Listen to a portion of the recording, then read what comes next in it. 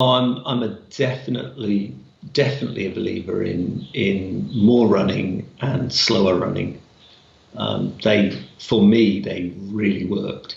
And I hear a lot of people of my age sort of using age not quite as an excuse, but maybe it's in the back of their mind as something that might hold them back.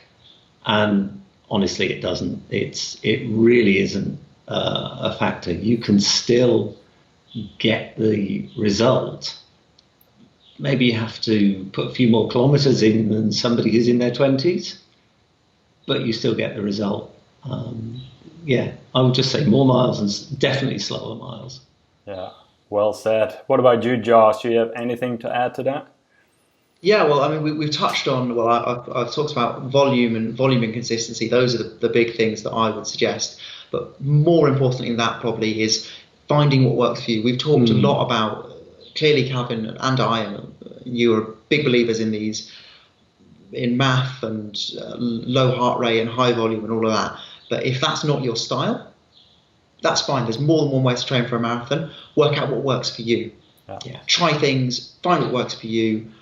There are many ways to train for a marathon, and each of them will have benefits and drawbacks. But find something that is A, enjoyable for you, and B, results in a good time, and just keep doing more of that.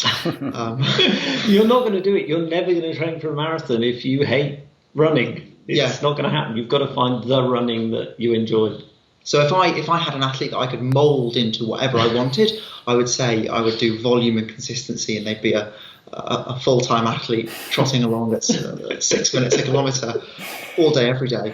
But realistically, that's not going to happen. Whenever you meet an athlete, they're halfway through their running journey already, or they're partway into their running journey already.